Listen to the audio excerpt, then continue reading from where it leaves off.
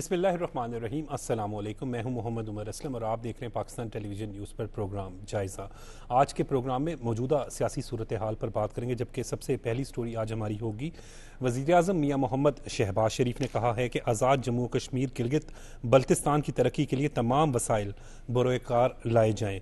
आज वज़ीर आज़म मियाँ मोहम्मद शहबाज शरीफ से वफाकी वज़ीर बराए अमूर कश्मीर और गिलगित बल्तिस्तान अमीर मकाम की भी मुलाकात हुई। जबकि दूसरी स्टोरी आज हमारा टॉपिक और मौजू होगा मानसून बारिशों का आगाज़, सैलाबी सूरत हाल का खदशा, मानसून बारिशें मुमकिन खतरात, NDMA का अलर्ट भी जारी हो गया। तीसरी स्टोरी वज़ीर आला पंजाब मरीम नवाज शरीफ की पंजाब में परफॉर्मेंस, बेहतरीन अंदाज में जो आवाम की खिदमत कर रही हैं, और इसी सिलसिले में मज़ीद 6 शहरों में इलेक्ट्रिक बसें चल पड़ी।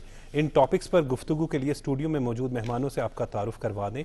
सीनियर सहाफ़ी तज्ज़ियाकार सलमान गनी साहब हमारे साथ मौजूद हैं। सलमान साहब, बहुत बहुत शुक्रिया वक्त देने के लिए। सीनियर सहाफ़ी तज्ज़ियाकार परवेज़ बशीर साहब हमारे साथ मौजूद हैं। परवेज़ बशीर साहब, आपका भी बहुत बहुत शुक्रिया वक्त देने के लिए। मेहरबानी सर, आज़ाद जम्मू कश्मीर के इलेक्शन के हवाले से भी अगर बात करें तो बड़ी एक्टिविटीज़, सरगर्मियाँ जो अरूज पर हैं, कैसे देख रहे हैं सलमान साहब? देखिए उमर, आपने अभी अपने इब्तदाइये में जो कहा कि प्राइम मिनिस्टर साहब ने अमूर कश्मीर के वज़ीर से मुलाकात की और इसके साथ आज़ाद कश्मीर के इलेक्शन की सरगर्मियों का सवाल है आपका।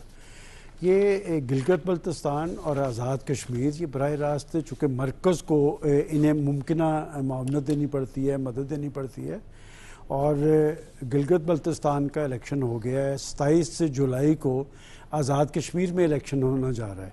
देखिए, आज़ाद कश्मीर में एक वक्त में आज़ाद कश्मीर की जमातें एक्टिव होती थी, लेकिन वक्त गुजरने के साथ साथ कौमी जमातों का वहाँ पर असर रसूख बढ़ा।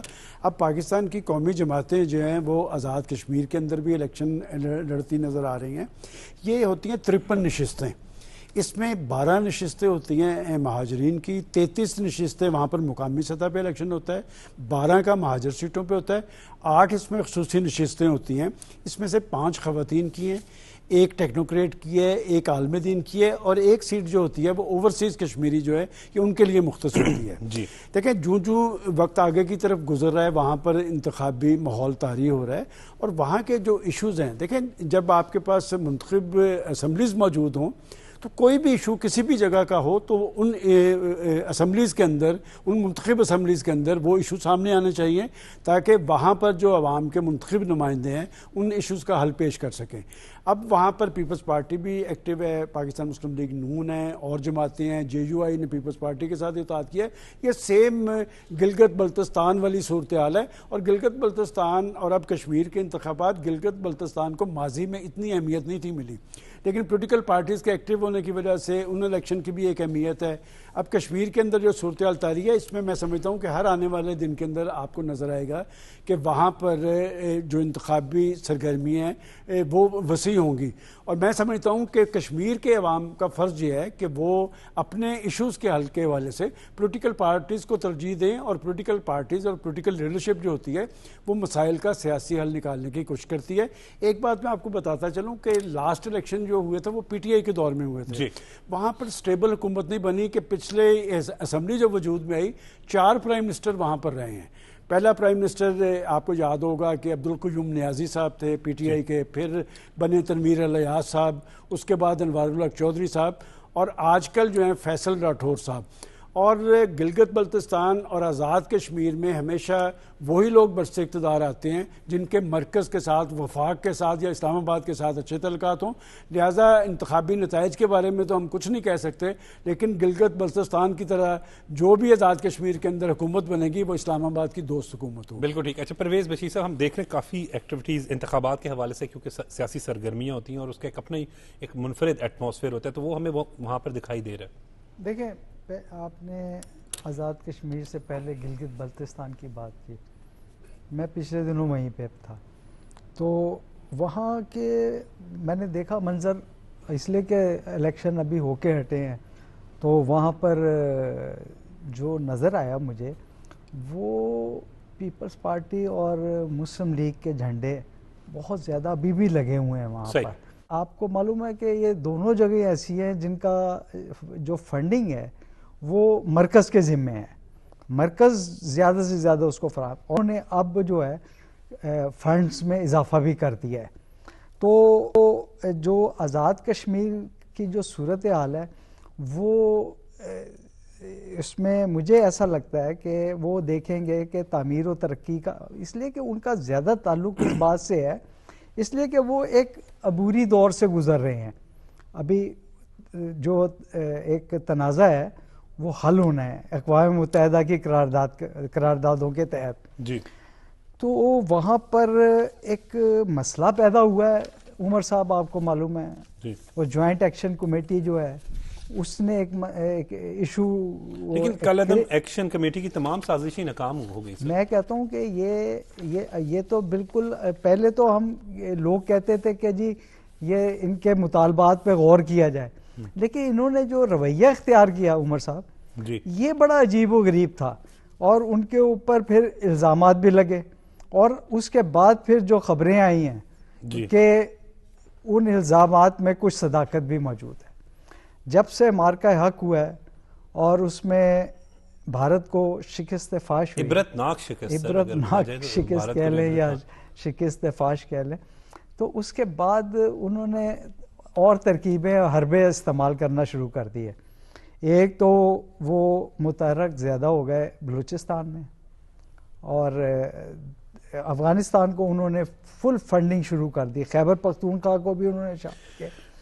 अब ये पीटीआई को देखें कि जो कलअदम जो जॉइंट एक्शन कमेटी है उसको आप सोशल मीडिया पे देखें तो वो किस तरह उनकी हमायत कर रही है। मैं बड़ा हैरान हूँ उमर साहब उनकी सियासत पर पीटीआई की, कि एक मौका उनको मिलता है कि भाई आपने जो 9 मई को जो गलती की थी उसकी तलाफ़ी करें, उसका अजाला करें, उससे माजरत करें, माफ़ी मांगें। ये फिर उसी रुख की तरफ चले जाते हैं किसी और तरीके से, ये किसी और तरीके से उधर चले गए हैं, और ये नहीं देख रहे कि इसमें हमारे मुल्क के मफादात किस हद तक मजरू हो रहे हैं और नुकसान पहुंच रहा है। सही। तो इनको ये सोचना चाहिए, इनको कौमी धारे में आना चाहिए, इलेक्शन लड़ें जिस तरीके से लड़ने का हक बनता है। सही, बिल्कुल। सियासी जमात बने। अच्छा, मैं ये कहना चाह रहा हूँ ये सियासी जमात बने। बिल्कुल ठीक। अगर सियासी जमात नहीं बनेंगे तो उनको बहुत नुकसान होगा, और उनको फिर वहाँ पे पजीराई भी नहीं होगी। तो अवाम भी बिल्कुल बड़ी क्लियर कट है, अवाम बाशऊर है, उन्हें पता है कि कौन पाकिस्तान के साथ और कौन पाकिस्तान के खिलाफ है। सर हम बात कर रहे हैं, एक्सपोज हो रहे हैं। हाँ, एक्सपोज तो हो रहे हैं, ये बात तो दुरुस्त है सलमान गनी साहब, लेकिन आलमी अमन के सफीर पाकिस्तान के खिलाफ भारत की मुसलसल साजिशें हैं।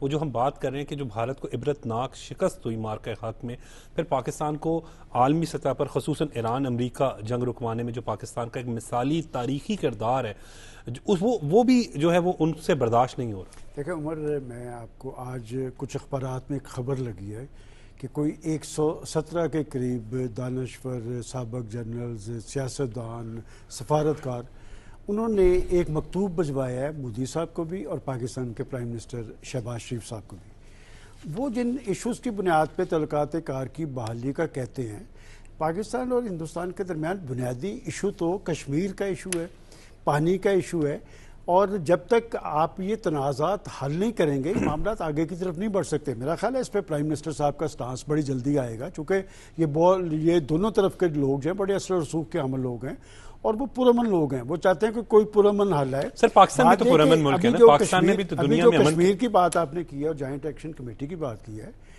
कि कश्मीर के अवाम हमसे ज़्यादा मुहिब वतन है। कश्मीर जो है ये बेस कैंप है आज़ादी कश्मीर की एक कैंपेन का। और वो जो आप बात कर रहे हैं कि हिंदुस्तान, दरअसल हिंदुस्तान की आलमी सतह पे जगनसाई हुई है 10 मई 2025 को, जो पाकिस्तान ने उसे शिकस्त दी थी।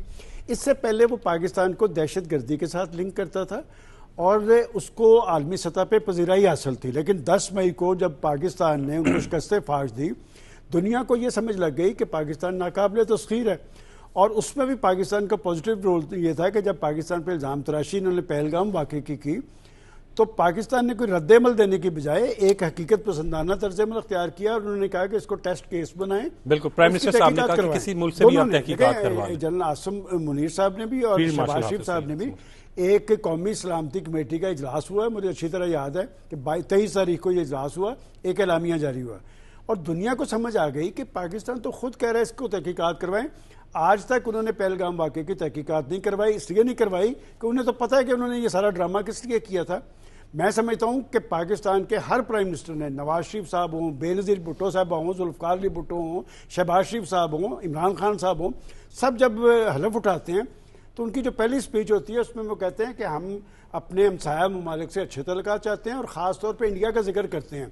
देखें, दुनिया की सियासी तारीख में मुज़ाकरात की, डायलॉग की बात हमेशा वो करता है जिसका कोई सियासी केस होता है जी। पाकिस्तान का कश्मीर के हवाले से, पानी के हवाले से, दीगर तनाज़ात पे एक सियासी केस है। पाकिस्तान छोटा मुल्क ज़रूर है, लेकिन क्या ये बात दुनिया को अपील नहीं कर रही कि पाकिस्तान तो कहता है कि हम बैठने के लिए तैयार हैं, लेकिन हिंदुस्तान के अंदर एक ख़ास माइंड सेट है इंतहा पसंदी का, शिद्दत पसंदी का। जब से नरेंद्र मोदी साहब बरसे-इक़्तिदार आए हैं, ये 2014 में बरसे-इक़्तिदार आए थे शाइनिंग इंडिया के नाम पे, आज उन्होंने भारत को कहाँ ला के खड़ा किया है कि मैं नहीं कहता, कनाडा कहता है, अमेरिका कहता है अपनी रिपोर्ट्स में कि ये दहशतगर्दी करवाते हैं दूसरे मुल्कों के अंदर, कि उनकी आप रिपोर्ट्स, वाशिंगटन पोस्ट ने एडिटोरियल लिखा है कि ये इनका माइंडसेट है, ये दूसरे मुल्कों के अंदर दहशतगर्दी करवाते हैं, शिद्दत पसंदी को हवा देते हैं। आपको याद है कि एक सिख रहनुमा को वहाँ पर कत्ल किया गया, तो उनकी पार्लियामेंट के अंदर कनाडा के वज़ीर आज़म ने उनके हाई कमिश्नर को निकालने का ऐलान किया। मैं समझता हूँ हिंदुस्तान को सोचना चाहिए कि अगर इस खित्ते में अमन और इस्तेहकाम, और इस खित्ते का न्यूक्लियर फ्लैश पॉइंट जो है वो कश्मीर है, और कश्मीर सिर्फ पाकिस्तान और हिंदुस्तान ही उसमें फ़रीक नहीं है, उसमें दुनिया भी एक फ़रीक है। इसलिए कि यूएन के अंदर खुद हिंदुस्तान वहाँ पर गया था, जब वहाँ पर फोर्सेस अटैक हुआ है तो हिंदुस्तान गया, 18 रेजोल्यूशंस मौजूद हैं।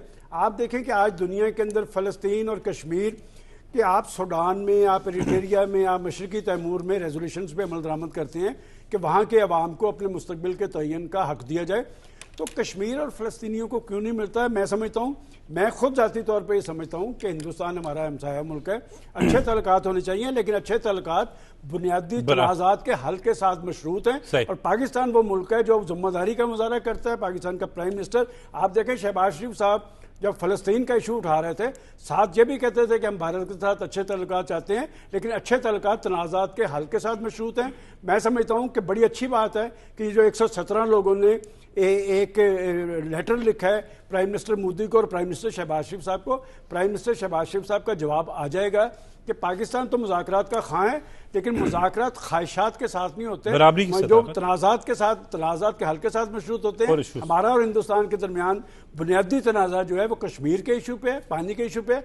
आज वो बात क्लियर कर दे तो बातचीत हो सकती है। ठीक सर, दूसरे टॉपिक पर आते हैं परवेज़ बशीर साहब, क्योंकि मानसून बारिशों का आगाज़ हो गया, सैलाबी सूरत का खदशा भी है और NDMA ने जो है वो अलर्ट जारी कर दिया है। हमने अक्सर देखा है क्योंकि ये मौसम एक ऐसा है, बच्चों को छुट्टियां भी हुई होती हैं तो लोग अक्सर नॉर्दर्न एरियाज़ का रुख करते हैं। आपने भी जिस तरीके से बताया कि आप जो है वो खुद अभी नॉर्दर्न एरिया से होकर आए, हमारी वहाँ पर मुलाकात भी इत्तफाकन हुई भी थी, और वहाँ के लोग भी, अगर आप बात करें कि बड़े ही मेहमान नवाज हैं और बड़े मिलनसार लोग हैं। मुझे याद है कि बालाकोट में सईद अहमद एक थे, तो गाड़ी ख़राब हो गई तो उन्होंने बड़ा हेल्प आउट किया सर।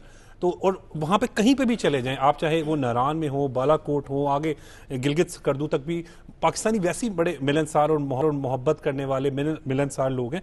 लेकिन सर NDMA ने अलर्ट के साथ साथ उनके रवैये बड़े पॉजिटिव सर, बहुत positive, we must appreciate it के। और देखें ना सर, मैं अक्सर वीलॉगर्स जो बैरून ममालिक से आए होते हैं तो वो हमेशा पाकिस्तानियों की मेहमान नवाजी की तारीफ कर रहे होते हैं, और यकीनन आप लोगों ने भी एक दुनिया देखी हुई है, हमने भी बाहर सफ़र किया सर।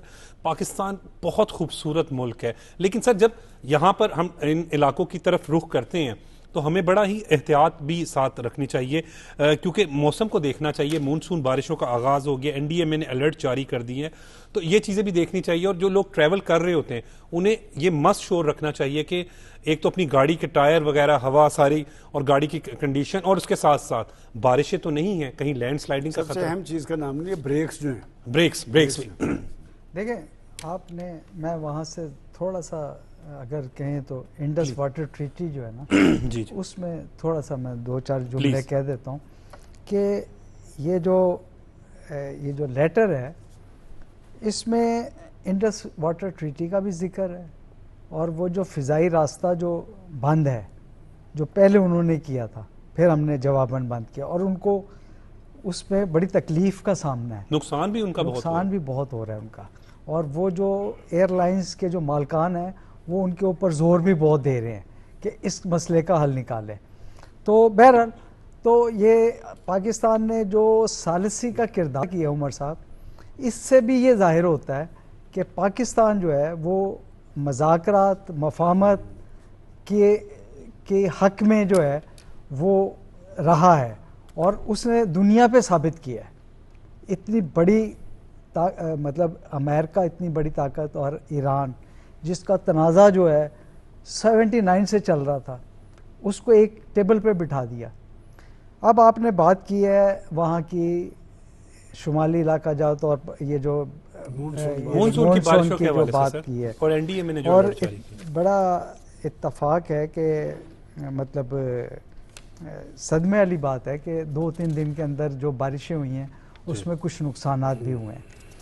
इसमें ज़िम्मेदारी उमर साहब मैंने फील किया है कि थोड़ी सी ज़िम्मेदारी का ज़्यादा मुजाहरा करना चाहिए था वहाँ की जो हुकूमत है। वहाँ पर जो एहतियाती तदाबीर है ना वो बहुत कम इस्तेमाल की गई हैं। मसलन अगर कश्ती डूबी है तो वो जो लाइफ जैकेट्स हैं सर, सवात में जो सैफुल्ला झील में कश्ती डूब गई, बड़ा अफसोसनाक वो देखे ना कितने 7 या 8 उसमें एक ही ख़ानदान के लोग थे। इसी तरह वहाँ पर हादसात के इम्कानात बहुत ज़्यादा बढ़ जाते हैं अगर एहतियाती तदाबीर इख्तियार ना की हों जी। वहाँ पर मैंने ये देखा कि बारिशें जब होती हैं तो लैंडस्लाइडिंग भी साथ होती है। सर, मैं आपको कंटिन्यू करूंगा। भी हमें चीफ मेट्रोलॉजिस्ट ज़हीर अहमद बाबर साहब ने ज्वाइन किया टेलीफोन लाइन पर। ज़हीर साहब, बहुत बहुत शुक्रिया वक्त देने के लिए। हम अभी बात कर रहे थे कि मानसून का आगाज़ हो गया और आप एनडीएमए की जानिब से भी अगर बात करें तो अलर्ट जारी होता है, लेकिन इस वक्त क्या सूरत हाल है और इस हवाले से क्या कहेंगे आप? जी बिल्कुल, मानसून जो बारिशें हैं वो मुल्क के ज़्यादातर हिस्सों में जो है, खासतौर पर जो मुल्क के बालाई हिस्से उनमें शुरू हो चुकी हैं।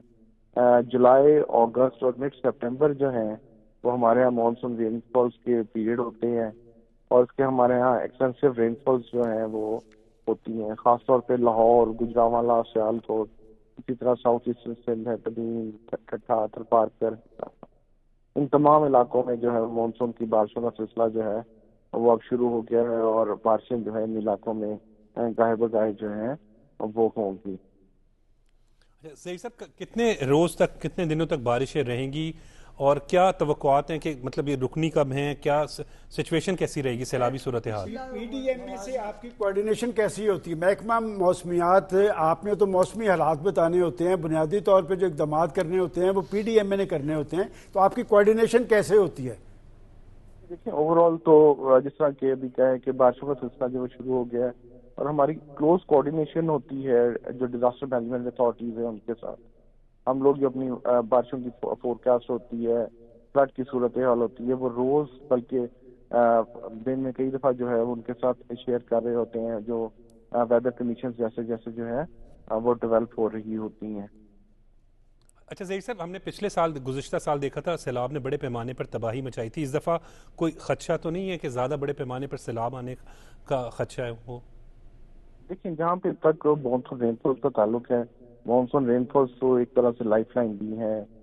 हमारे एरियाज में हमारे पास जो पानी का बहाव जो है वो बेहतर होता है, सब सरफेस वाटर जो है वो बेहतर होता है, डैम्स में पानी की सूरत हाल जो बेहतर होती है। लेकिन अनफॉर्चुनेटली जो मानसून रेनफॉल्स है उसके साथ जो है तो कुछ एक्सट्रीम वेदर इवेंट्स भी जो है वाबस्ता है। अगर short period of heavy rainfall हमारे जो सिटी सेंटर्स हैं वहाँ पे हो जाएगी तो वहाँ पे हमारे पास अर्बन फ्लडिंग की सूरत पैदा हो जाती है। इसी तरह जब माउंटेनियस एरिया खासतौर पर खैबर के, पंजाब के, जीवी के, इन इलाकों में अगर शॉर्ट टाइम में हैवी रेनफॉल हो जाती है तो हमारे पास फ्लैश फ्लडिंग है, उसके साथ साथ लैंड स्लाइड्स का दिशा जो है वो बढ़ जाता है।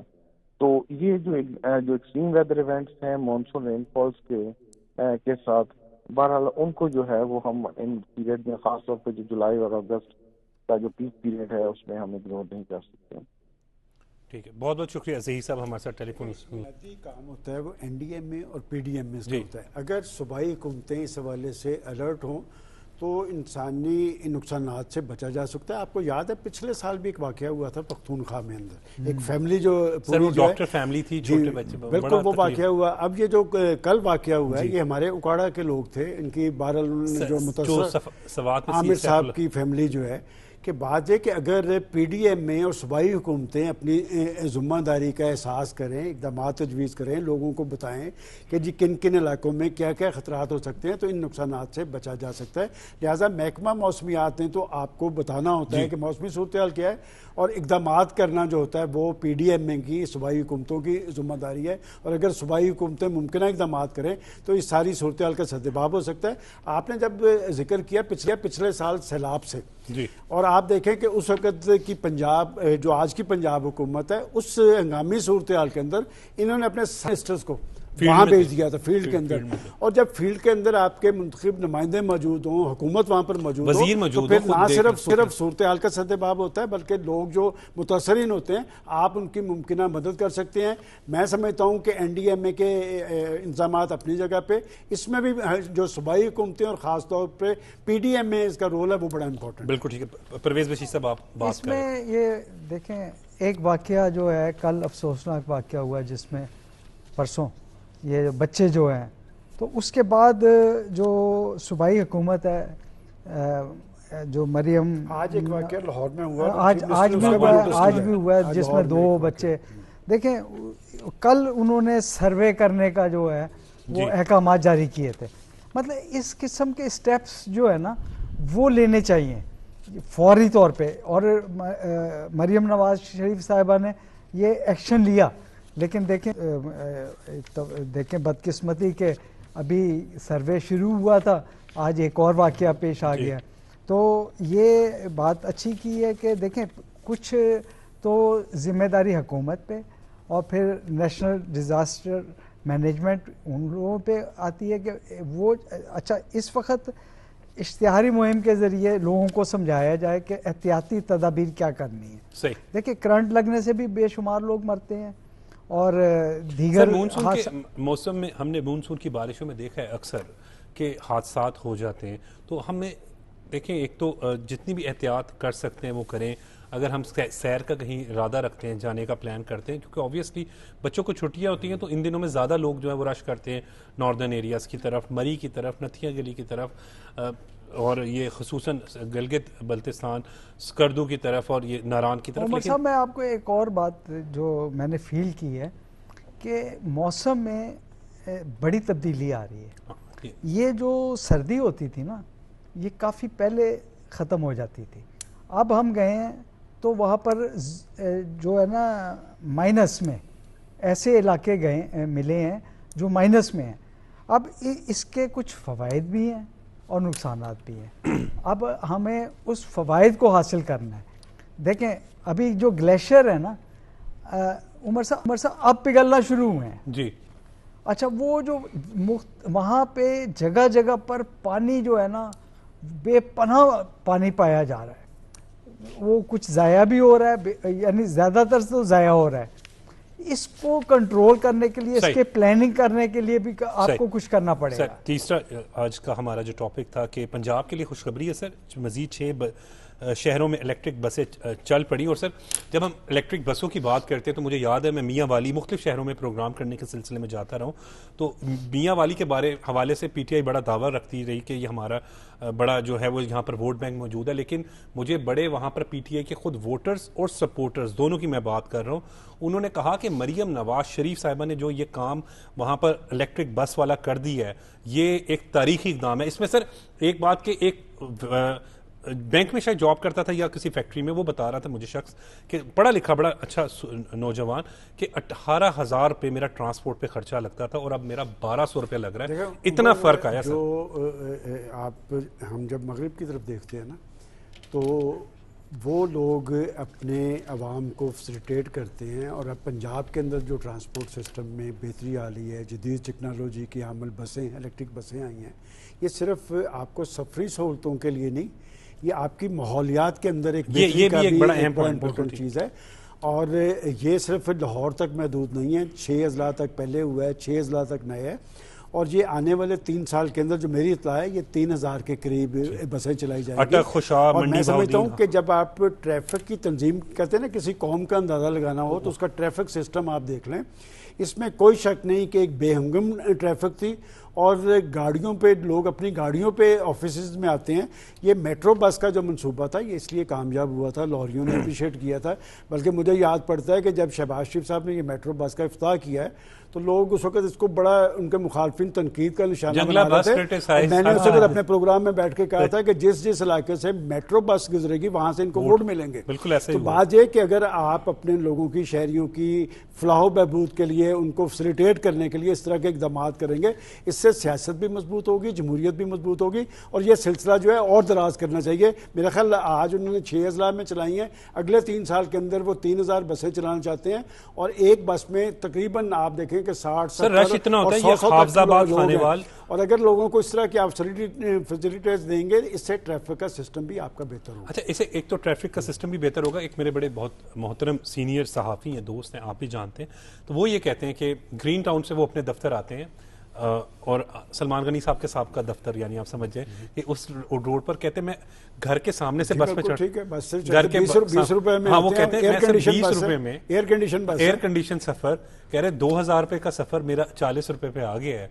तो वो कहते हैं कि हमें तो कमाल हो गया। परवेज साहब गाड़ी पे आते हैं इतनी दूर से, हालांकि यहाँ से भी बस आती है। देखिए ये सिर्फ बसों पे ही मुनहसर नहीं है, ये ऑरेंज लाइन ट्रेन भी एक बड़ी चीज़ है। मैं तो खुद सफर अच्छा, तो इसके अलावा ये ना देखें, दुनिया जो है वो पॉल्यूशन से पाक जो है चीज़ें इख्तियार करना चाह रही है, लेकिन पाकिस्तान में ये वाली बात जो है, ये वाली बात ये समझ के कि हम जो है माहौल को साफ रखेंगे, हम जो है उसका हिस्सा नहीं बनना चाह रहे। वैसे तो हम बहुत कम हमारा शेयर है, लेकिन जितना भी है हम उससे आगे बढ़ के काम कर रहे हैं। हमें तो बल्कि चाहिए कि दुनिया हमारी मदद करे, लेकिन इस मामले में अभी पूरी तरह वो ये नहीं है कि देखिए कितना नुकसान हो रहा है दुनिया का। यूरोप को पता लग गया है कि ये जो मौसम की तब्दीली होती है, ये क्या चीज होती है। देखिए क्लाइमेट ऐसा चेंज हुआ है कि हजारों लोग मर गए वहाँ, तो उनको इस बात का भी ख्याल करना चाहिए कि देखिए पाकिस्तान अपने हिस्से का कितना काम कर रहा है। आपने सिर्फ ये बसों की बात की है, मुझे ज़राअत के हवाले से भी बात याद आ गई। इसी ये मरियम नवाज साहिबा ने ये ट्रैक्टर जो है ना, इसकी तकसीम का भी 5000 ट्रैक्टर 3 साल के अंदर जी, तो ये एक बहुत बड़ी बात है और इससे जो है ज़राअत की तरक्की जो है वो मुमकिन हो सकेगी, बहुत ज़्यादा हो। बिल्कुल ठीक। अच्छा सर, जब आप बात करें इंटरनेशनल क्लाइमेट चेंज की, तो हमें यहाँ पर सीनियर सूबाई वजीर मरियम औरंगजेब साहिबा का जिक्र करना भी इसलिए ज़रूरी है कि माहौलियाती आलूदगी को कम करने के हवाले से अगर हम इक़दाम देखते हैं तो वो हमें मरियम औरंगजेब साहिबा के बड़े बेहतरीन दिखाई देते हैं। ये इलेक्ट्रिक बसें भी उसी की एक मिसाल है। बताता हूँ कि ये जो क्लाइमेट चेंज है, इसमें पाकिस्तान जैसे तरक्की पजीर ममालिक का रोल नहीं है। रोल तो उन ममालिक का है, लेकिन हमें भुगतना पड़ा है। आपको याद नहीं कि आपके यूएन के सेक्रेटरी जनरल पाकिस्तान आए थे और प्राइम मिनिस्टर साहब उन्हें सिंध के इलाके में और बलूचिस्तान लेके गए थे और उस शख्स ने पाकिस्तान का केस लड़ा था इंटरनेशनल बुनियादों पे कि पाकिस्तान के ये जो सैलाब और बारिशों का सिलसिला हुआ है, पाकिस्तान मुतअस्सरा ममालिक में है। और आपने जैसे पंजाब के अंदर माहौलियात में जो मरियम औरंगजेब साहब है, देखें ये इक़दाम नज़र आए हैं और हमने माजी के अंदर इसे भुगता है और ये जो इस्लाहात का सिलसिला, इक़दामात का सिलसिला जारी रहना चाहिए। और जैसे हम ट्रांसपोर्ट की बात कर रहे हैं, देखें ये ट्रांसपोर्ट अब वो धुएं वाली ट्रांसपोर्ट नहीं है, ये इलेक्ट्रिक बसें हैं, इसमें एयर कंडीशन लगे हुए हैं। अगर जितना ज़्यादा आप अपने लोगों को सहूलतों की फराहमी करेंगे, इससे डेमोक्रेसी भी मजबूत होगी, सियासत भी मजबूत होगी और सियासतदानों की इज़्ज़त व तकरीम भी बढ़ेगी। जी परवेज़ बशीर साहब, आप क्या? तो मैं यही कह रहा था कि ये जो काम है, अब देखें इसके अंदर जो मरियम औरंगजेब साहिबा का आपने जिक्र किया, तो अब जब बिल्डिंगें बनती हैं, पहले कोई इक़दामात, हिफाजती इक़दामात नहीं किए जाते थे कि भाई उससे पोल्यूशन फैलती है, अब उसकी रोकथाम की गई है। इसी तरह आपने पिछले दिनों देखा ईद कुर्बान गई है, उसमें सफाई का सूरत हाल देख लें आप।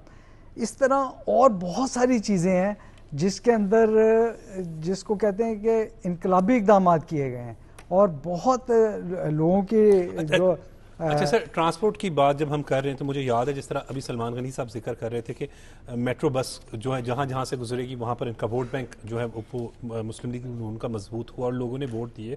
तो ऑरेंज लाइन का जिक्र इसलिए मैं ज़रूरी समझता हूँ क्योंकि आप सब ने जो है वो ट्रैवल किया है यूरोप में, अमेरिका में और दीगर ममालिक में, तो वहाँ पर जो सफ़र की सहूलियात हैं और वही जब क्योंकि मैं तो सर खुद ऑरेंज लाइन में सफ़र करता रहा हूँ, मैं क्यों वहाँ से ठोकर न्याज बेग से यहाँ तक आता रहा हूँ, तो मैंने खुद देखा कि एयर कंडीशन में बेहतरीन सफ़र की सहूलियत और वाकई लाहौर की ट्रैफिक एक बात दिलचस्प बात मैं बताऊँ, आप जब मेट्रो बस का जिक्र कर रहे हैं, जो लोग लाहौर में चलने वाली मेट्रो बस की मुखालफत कर रहे थे, इसको टारगेट कर रहे थे, उन्होंने जब पेशावर के अंदर ये मनसूबा शुरू किया तो कई गुना ज़्यादा कीमत पर, और आज भी वो चलता आपको नज़र नहीं आता।